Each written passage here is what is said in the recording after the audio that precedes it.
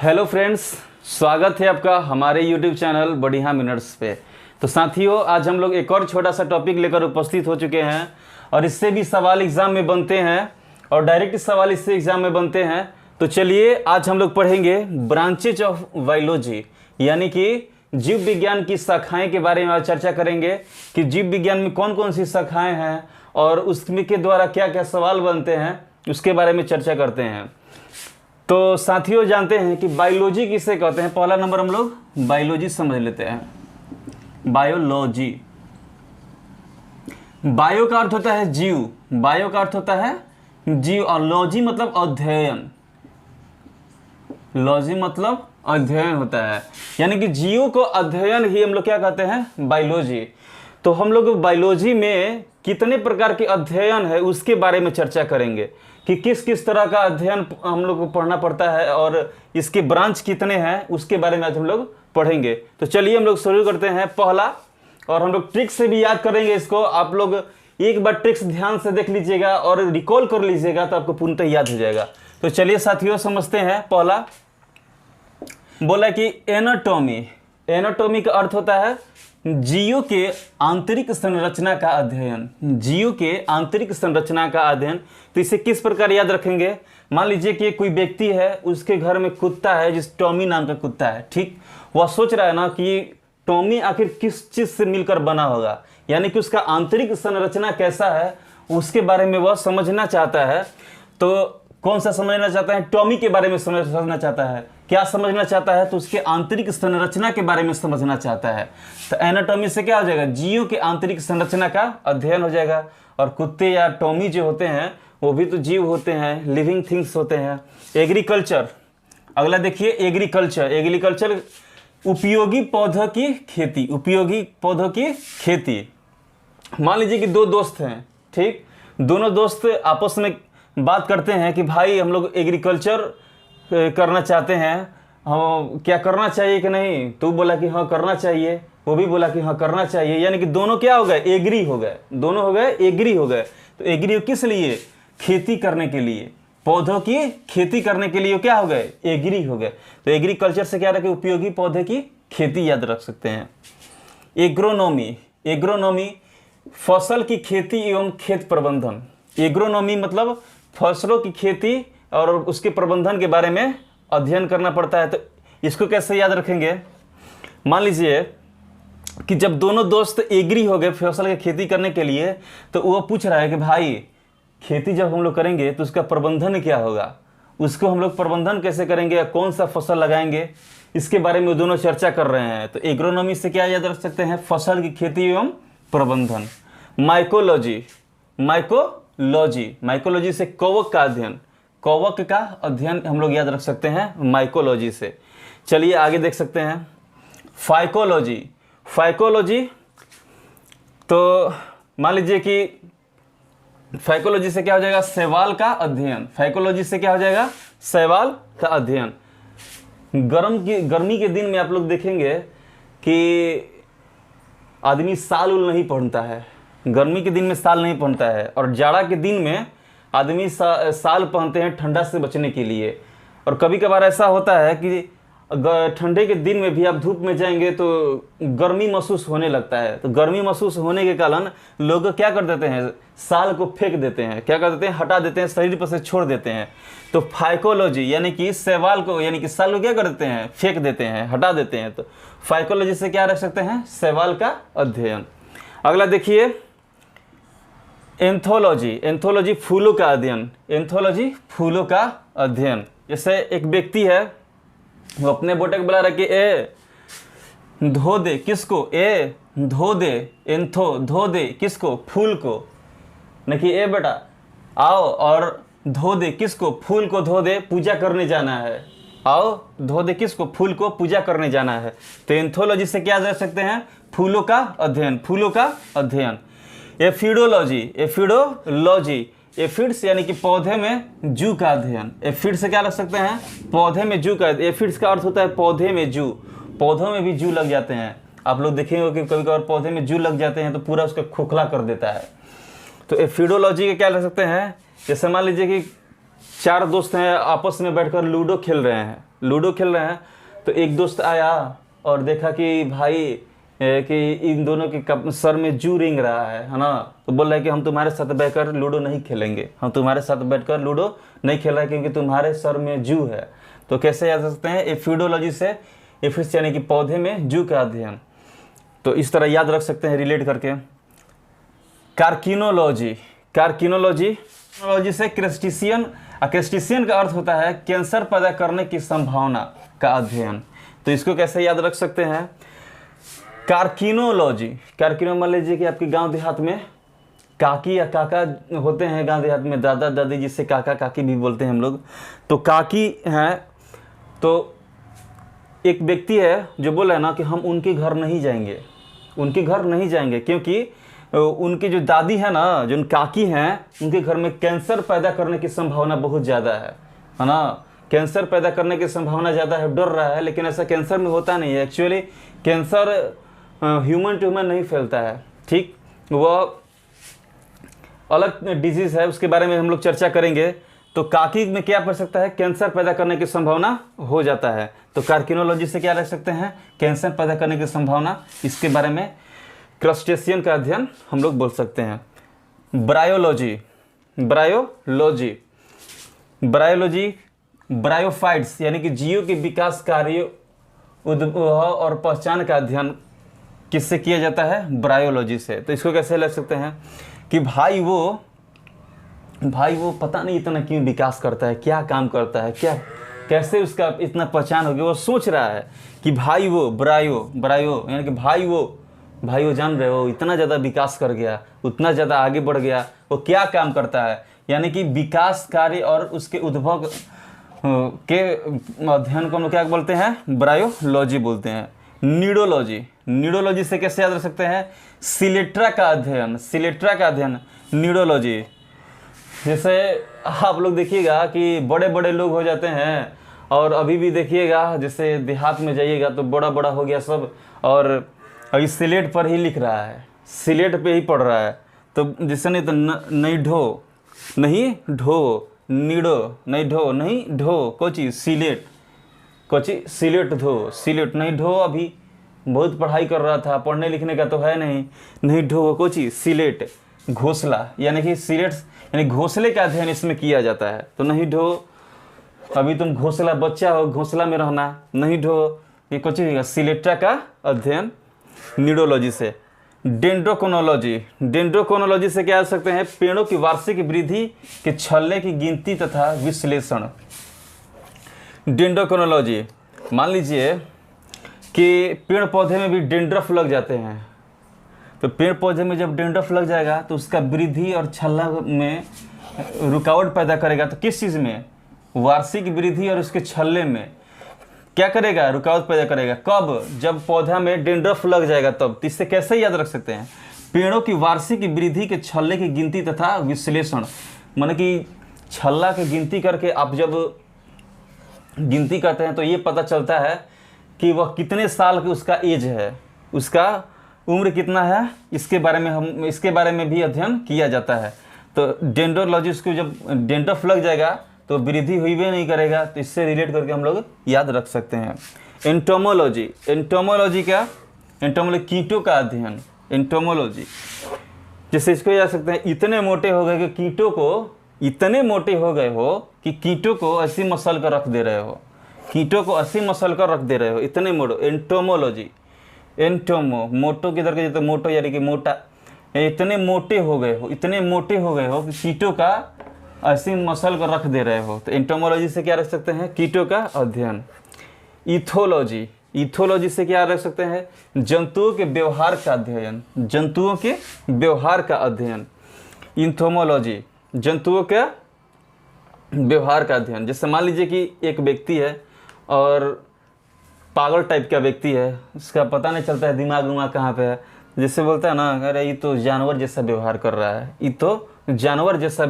रहा है, तो ये क्या लिख सकते हैं? इथोलॉजी से जंतुओं के यानी कि जंतुओं के व्यवहार का अध्ययन, जानवर जैसा व्यवहार कर रहा है। तो इथोलॉजी से क्या रख सकते हैं? जंतुओं के व्यवहार का अध्ययन। चलिए दोस्तों अगला समझते हैं इडेफोलॉजी या पेडोलॉजी। इडेफोलॉजी या पेडोलॉजी किसे कहते हैं?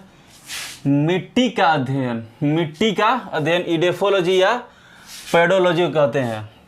तो पेड़ पौधे कहाँ उगाए जाते हैं? मिट्टी में। पेड़ पौधे कहाँ हो जाते हैं? मिट्टी में। तो पेड़ों से याद रख सकते हैं, पेड़ पौधे कहाँ उगाए जाते हैं? मिट्टी में। और इतने डेप्थ में उगाए जाते हैं, यानी कि उसका जड़ जो होता है बहुत डेप्थ में होता है। किसका? पेड़ पौधे का। और उगते कहाँ हैं? मिट्टी में। उगते कहाँ हैं? मिट्टी में।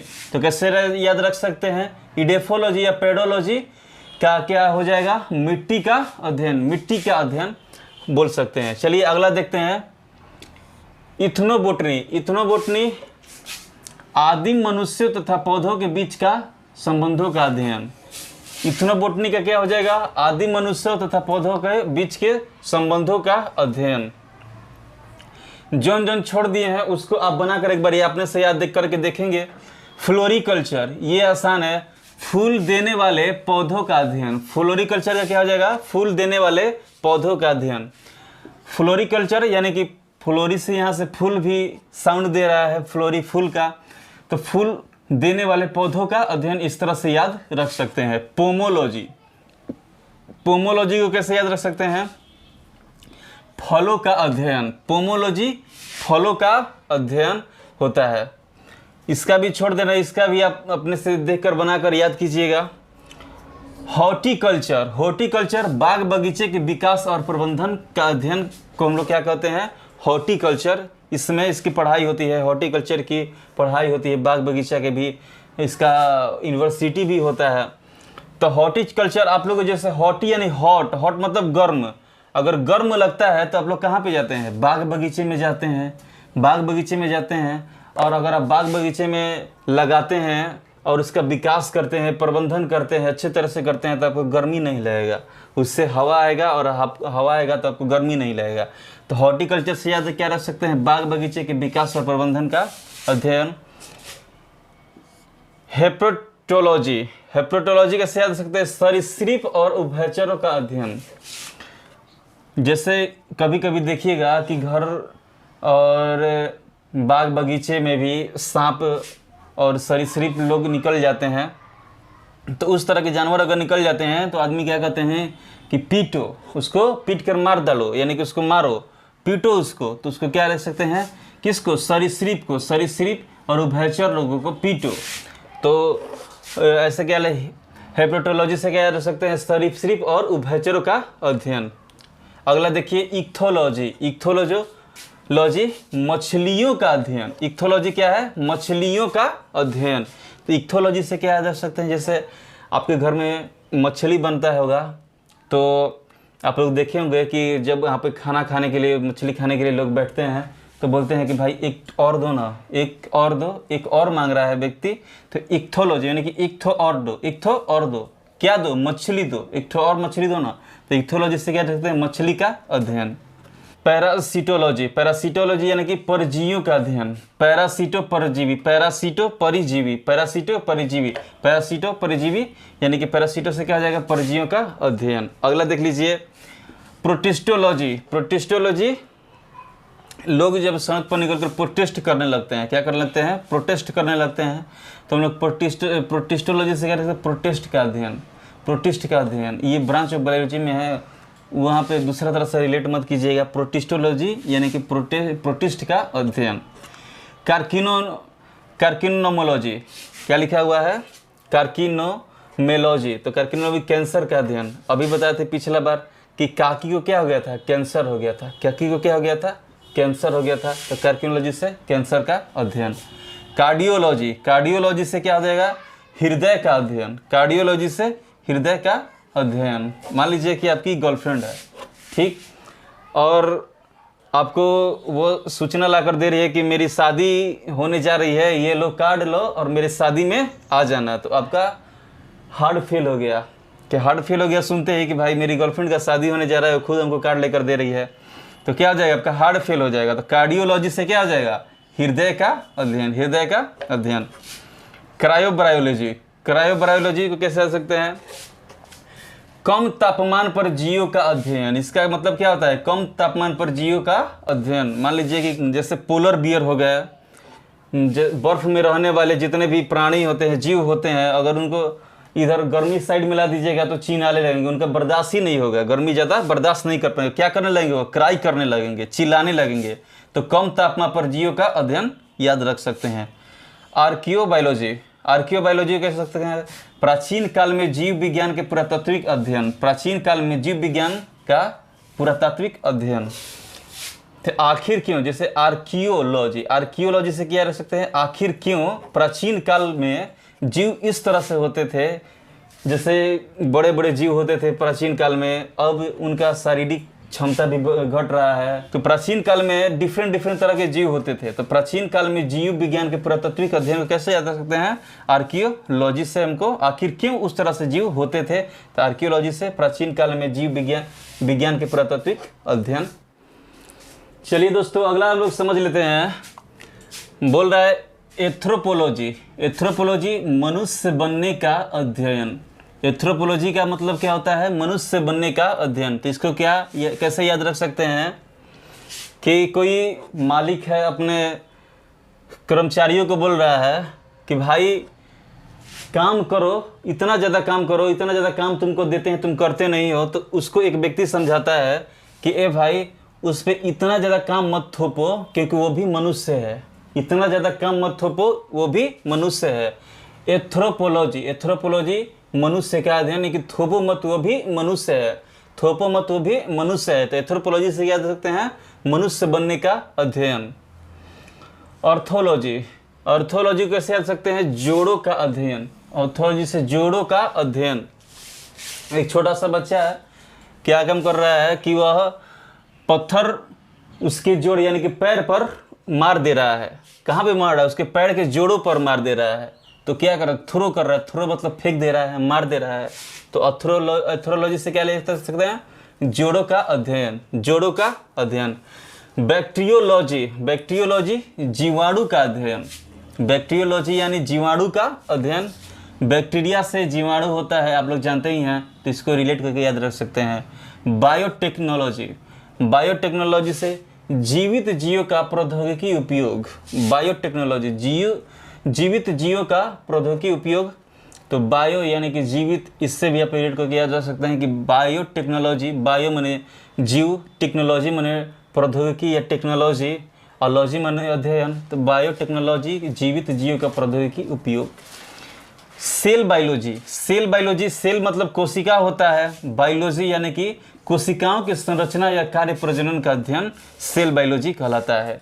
इमेटोलॉजी, इमेटोलॉजी त्वचा का अध्ययन, त्वचा का अध्ययन। इसको आप लोग बनाएंगे, बनाकर एक बार देख लेंगे। इकोलॉजी, इकोलॉजी जीव और पर्यावरण के बीच संबंध का अध्ययन, जीव और पर्यावरण के बीच संबंध का अध्ययन। तो इस तरह से याद रखेंगे।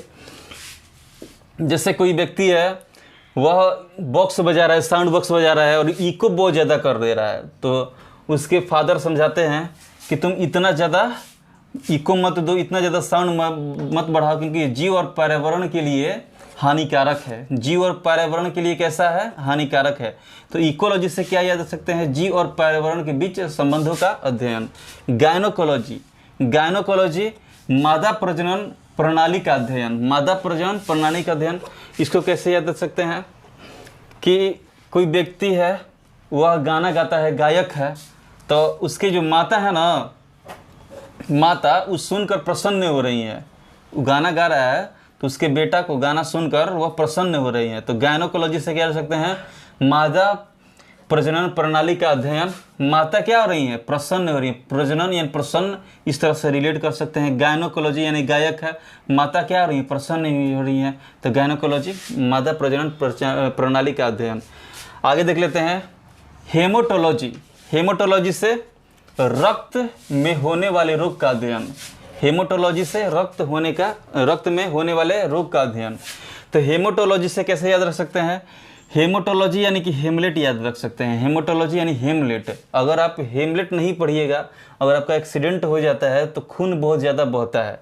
खून क्या होता है? रक्त बहुत ज़्यादा बहता है। तो हेमोटोलॉजी रक्त में होने वाले रोगों का अध्ययन। तो हेमोटोलॉजी से इस तरह से रिलेट कर सकते हैं।